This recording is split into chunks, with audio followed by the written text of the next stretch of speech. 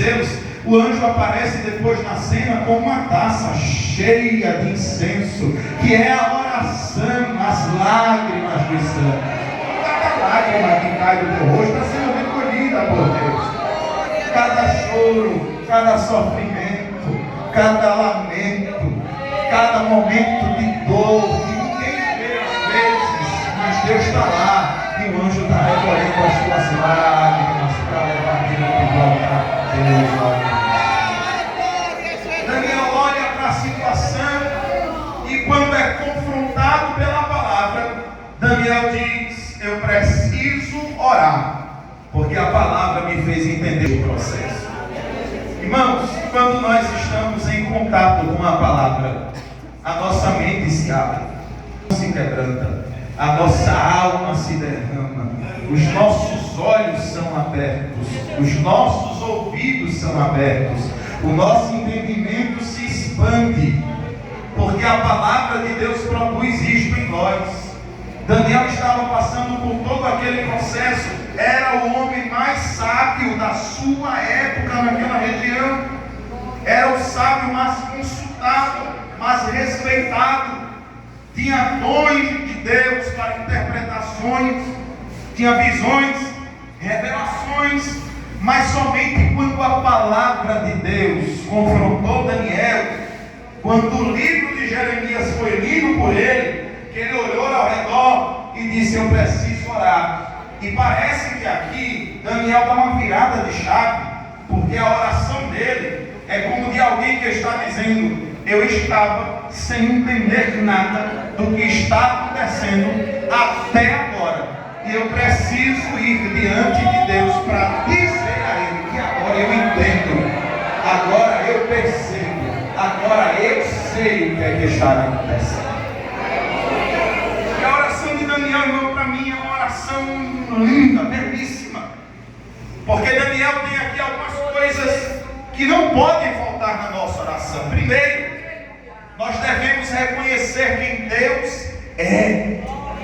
Deus é bom, Deus é fiel, Deus é misericordioso, Deus é longânimo, Deus é tardio em irar-se, Deus não tem culpado por inocente, nem inocente por culpado. A balança dele é fiel e nunca fica desregulada.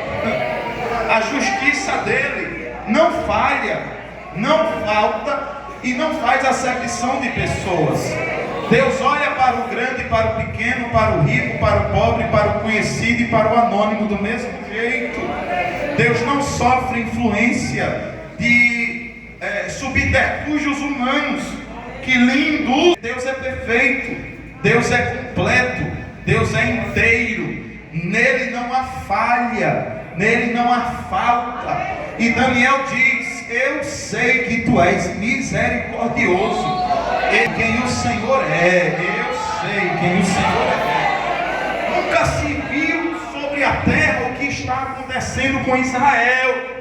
E quem olha e sabe que é a tua mão sobre Israel, vai dizer que tu és ruim, que tu és maldoso, que tu és um Deus sem misericórdia. Mas eu sei quem o Senhor é. O Senhor é um Deus misericordioso. O Senhor é um Deus de amor. O Senhor é um Deus de graça. Daniel estava dizendo: Senhor, a culpa não é sua. Eu reconheço que a culpa de nada disto aqui pertence ao Senhor, mas a nós. E aí é o segundo fator que me chama a atenção na oração de Daniel. Depois de Daniel dizer: tu és misericordioso, tu és bom, tu és santo, tu és perfeito, Daniel agora está dizendo: mas nós, os nossos sacerdotes, os nossos reis, os nossos príncipes, os nossos pais. Por que Daniel mesmo aqui? Porque esta penalização, este processo, por causa do pecado da geração anterior de Daniel. Daniel estava sofrendo as consequências da geração dos seus pais. E Daniel diz: eu vejo, eu reconheço, eu enxergo que o pecado dos sacerdotes, reis, príncipes e dos nossos pais, eles atraíram o teu juízo, eles atraíram a tua justiça, eles atraíram todo este processo para nós. Senhor, eu sei que tu és misericordioso, mas eu também sei que tu és justo, e eu reconheço que aqueles que pecaram contra ti eram dignos de serem penalizados. Terceiro ponto, Daniel reconhece quem eram aqueles que estavam atraindo este processo, e Daniel reconhece que aquela penalização é fruto de quebra de uma lei que Deus já havia exposto ao povo, porque ele diz: tudo o que estamos passando é o que está descrito na lei de Moisés. Daniel entendeu: nada do que Deus está fazendo a gente passar é novo, nada do que Deus está fazendo a gente passar é exclusivo para nós. Nada do que Deus está fazendo a gente passar é um sofrimento produzido, preparado, arquitetado, somente para se vingar da nossa situação, do nosso pecado, da nossa iniquidade, do nosso erro. Daniel olhou e disse: Deus é misericordioso, nós somos pecadores, e tudo que estamos vivendo, qualquer outra pessoa que fizesse o que nós fizemos, também passaria por isso, porque já estava revelado na palavra. Daniel estava dizendo: nada aqui estava escondido, encoberto. Nenhum dos nossos pais, nenhum da minha geração pode reclamar do que Deus está fazendo. Daniel estava dizendo exatamente isso: não tem como questionar o que Deus está fazendo, porque Deus já havia avisado o que faria. Deus já havia alertado, Deus já havia dado a sentença, Deus já havia estabelecido os parâmetros a ser cumprido e as consequências da quebra deles. O quarto ponto aqui da oração de Daniel é que ele reconhece a misericórdia de Deus, a miserabilidade do pecado da sua geração ou da geração passada, que aquilo era consequência de algo que Deus já havia deixado escrito, registrado na lei. E Daniel olha para todo aquele cenário, para toda aquela situação, e diz, e reconhece, e fala na oração: Senhor, mesmo na tua misericórdia, a tua justiça está sobre o nosso pecado como consequência da lei, mas eu sei que o Senhor deu chance, que o Senhor deu oportunidade, que o Senhor deu tempo para a geração que atraiu esta consequência, esta prova, esta luta, este processo, se arrepender. E Daniel diz: mas eles não deram ouvidos aos teus profetas. Irmão, sabe o que eu acho interessante? Eu acho que Deus botou esses cabelos brancos na minha cabeça porque eu já tenho alma de velho.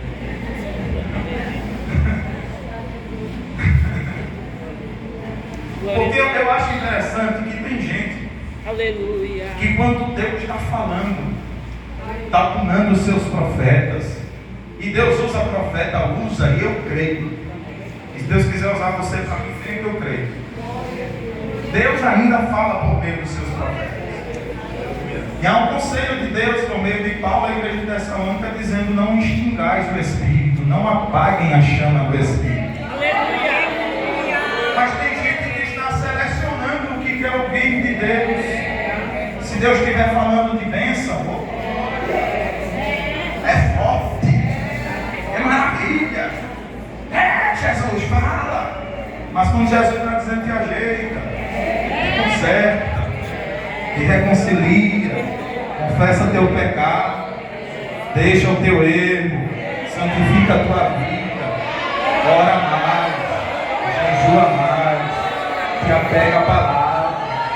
Aí os passos está tudo dizendo: eita, que Jesus está falando com o meu irmão hoje, nunca é com ele. Deus vai tratar com você. A pessoa faz: eita, para quem, né? Nunca é para mim, né? Eu lembro de uma época que Deus ficou em silêncio, e eu orei para Deus e disse: Senhor, nem que seja para dizer que eu não presto para nada, mas fala comigo. A sensação que a gente fica quando vem quando tem essa ausência da voz de Deus a falar, é que a gente está sem servir para alguma coisa. Eu, na minha adolescência, eu disse: se eu não sirvo para nada, Jesus, pelo menos diga para mim que eu não presto para nada, só para eu escutar o Senhor falar alguma coisa comigo. Porque ficar sem ouvir a voz de Deus, irmãos, é muito triste, é desesperador. Quem já ouviu a voz de Deus e tem Deus como um pai amigo e amoroso, ficar sem ouvir a voz de Deus é como deixar de comer, é como deixar de beber, é como querer respirar e não achar oxigênio. Se você não sente isso, eu sinto muito. Aleluia. Só que a gente quer selecionar o que Deus quer falar conosco. Irmão, às vezes a bênção que a gente quer que Deus anuncie está logo após o conserto que Deus quer que a gente faça. Você guarda essa palavra no seu coração? Tem coisas grandes de Deus que vêm depois de um tratamento. Porque nunca se levanta um prédio começando da laje. Primeiro Deus prepara a base para aguentar o peso da estrutura que Ele quer levantar.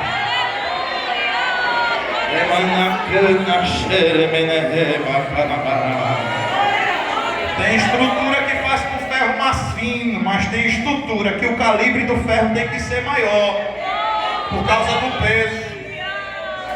Tem estrutura que as colunas ficam de tanto e tantos metros. Eu não sou pedreiro, não vou errar aqui a quantidade de metros para não passar vergonha. Mas tem outras que precisam de coluna mais juntinha, mais larga, mais alta.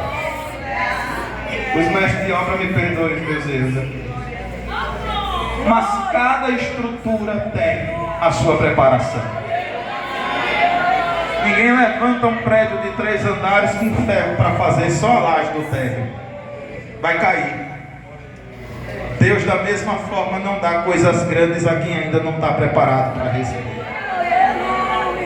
Por favor, só se você não se incomodar, escolha a mulher, o homem de Deus mais crente, mais cheiroso, mais bonita que tiver aí do seu lado, e diga para ela, para ele: Deus não estraga ninguém com bênção grande para quem não tem estrutura.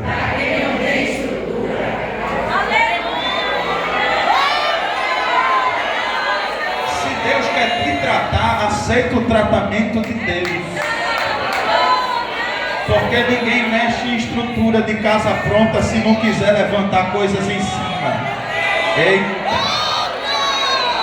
É de Deus esta palavra, e eu quero dizer para alguém que receba, porque vem do céu. Deus está dizendo: você está preparada para o que está vivendo hoje, mas o que eu quero fazer com você é maior. É maior.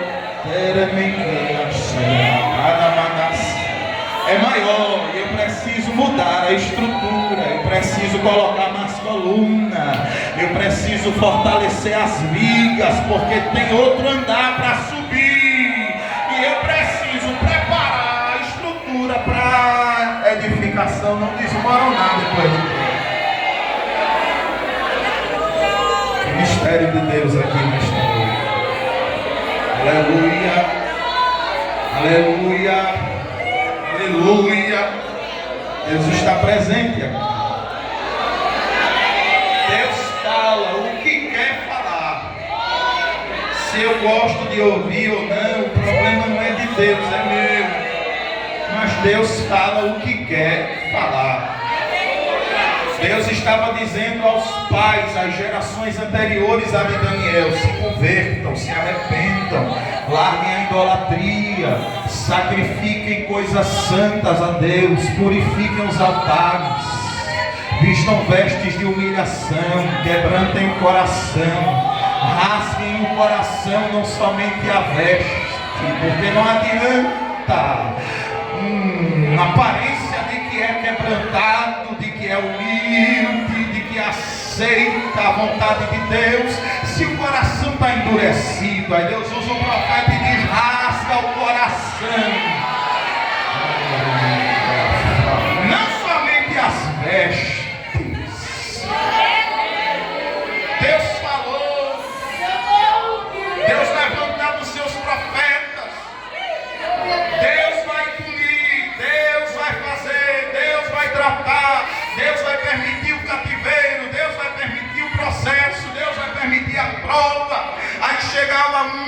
essa palavra e uma cuia dizendo assim: é mentira. Deus vai abençoar, Deus vai enriquecer, Deus vai engrandecer, Deus vai glorificar, Deus vai abrir, Deus vai multiplicar. E Deus dizendo: tem muita gente falando em meu nome e eu estou calado, não estou falando nada na boca deles. Tem muita gente falando em nome de Deus sem Deus estar falando. E tem muita gente perdendo a oportunidade de ouvir Deus falando, porque está ouvindo o que não quer ouvir, mas é Deus que está falando.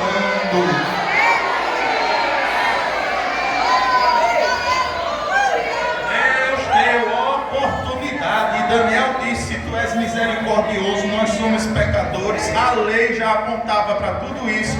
E além da lei, porque a lei já era o suficiente, irmão. Eu não preciso estar indo para a casa de profeta consultar o que é que Deus vai fazer comigo, porque Deus já deixou um manual aqui. Eu não posso ir para a casa de um amigo orar lá, não pode, vai lá, ore, jejum, consagre. Se Deus quiser tomar alguém profecia para você na casa de alguém, receba a palavra.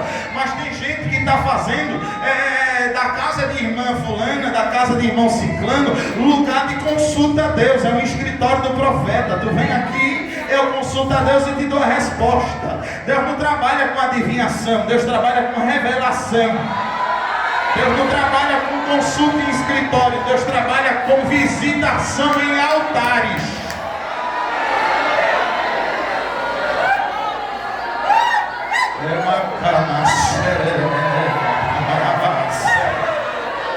Eu estou sentindo uma glória de Deus tão poderosa.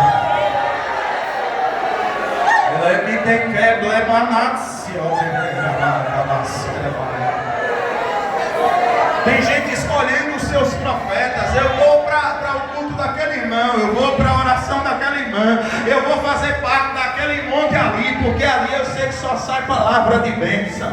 Eu vou para tal igreja, é só pancada, é só Bíblia, é só lei, é só ética, é só...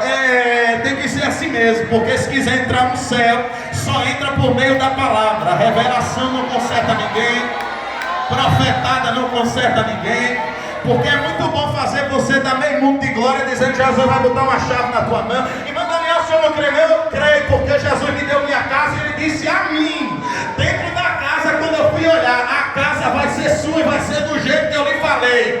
E se tu não crê, o problema já não é meu, porque Deus dá mesmo. Mas tem gente que só busca isso. Eu recebo chave, mas também recebo aperto, também recebo correção, também recebo humilhação, porque se vem de Deus é bom.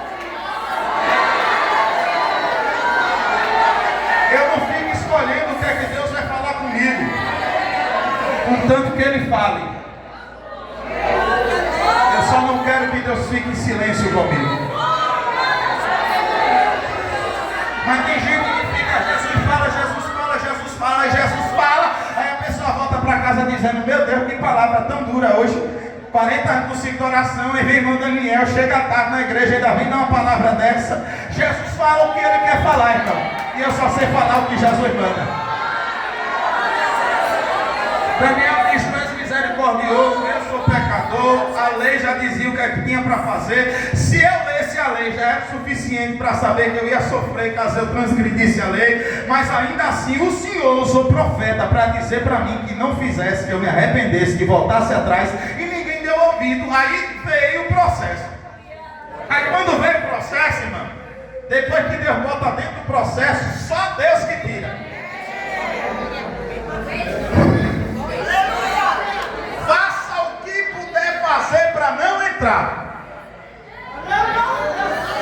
Porque depois que entra, só Deus quem tira. Depois que entra, só Deus quem tira. E quem já passou sabe como é difícil. Tem tempo de começar. E Deus dá chance de você não entrar. Porque Deus coloca a gente no processo para aprender alguma coisa. Se a gente aprende antes de entrar, a gente poupa sofrimento. Então aprenda antes de precisar entrar no processo. Porque depois que entrar, só vai acabar quando chegar a hora de acabar. Aí Daniel coloca-se de joelho e diz diz assim: eu sei, tu és misericordioso, eu sou pecador, a lei dizia isso, o Senhor avisou pelos profetas, nós não ouvimos, mas agora eu estou aqui. E eu entendi o que é que está acontecendo. E eu sei que o tempo de terminar já está se cumprindo.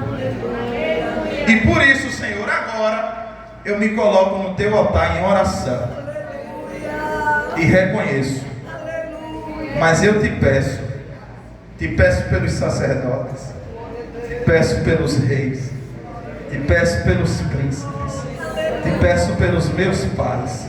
Senhor, alguns deles não estão nem sofrendo mais com a gente porque já morreram, mas eu te peço perdão pelo pecado deles. Eu te peço perdão em nome do meu povo. Eu te peço perdão em nome de Judá. Eu te peço perdão em nome de todo Israel. Eu te peço perdão em nome de toda esta nação que se chama pelo teu nome. Eu te peço perdão por mim, por minha geração. E te peço que nos restaure, nos restabeleça, que aplique sobre nós a sua misericórdia, a sua bondade, e faça valer os seus decretos. Quando Daniel ora, porque o que leva Daniel a orar é reconhecer o pecado do povo, a misericórdia de Deus e o tempo de cumprimento que já estava chegando. Aí Daniel disse: o que é que eu vou fazer? Eu vou orar. Qual é a motivação da oração de Daniel? Pedir misericórdia a Deus para que aquele processo acabasse. Qual é o modo como Daniel ora? Reconhecendo que aquilo é consequência da falha deles e não de Deus. E o que é que Deus faz? Quando Daniel começa a orar, versículo de número 21.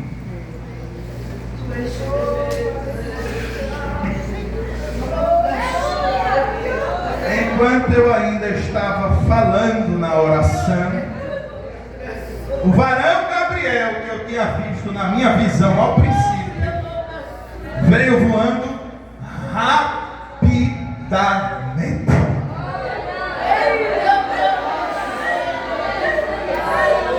A oração subiu, Deus ouviu, Deus olhou e viu Daniel e disse a Gabriel: vem cá, desce lá com pressa, rápido, ligeiro, porque a resposta precisa chegar com velocidade para ele.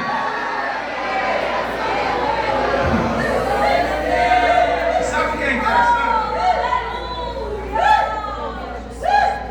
Versículo 19. Daniel ora dizendo: ó Senhor, atende-nos e opera sem tardar, não demora, porque só quem está na prova sabe o quanto é pressa de resposta. Porque tem dia que ou a gente recebe resposta ou acaba com a nossa esperança. A prova machuca a nossa fé. O processo destrói as nossas expectativas de um futuro melhor. E Daniel ora dizendo: Senhor, ouve, Senhor, atende-nos e faz isto com pressa, sem demora. Deus escuta Daniel e diz assim: Gabriel, ele pediu para ser rápido. Desce lá agora, desce lá agora, desce lá agora, desce lá agora, agora. Pega na mão de uma mulher de Deus aí do teu lado. Dá um sorriso para ela e diz assim: pode ser a pior prova, pode ser o processo mais intenso, mas quando você ora com a motivação certa, no lugar certo, do jeito certo, a resposta vem com rapidez.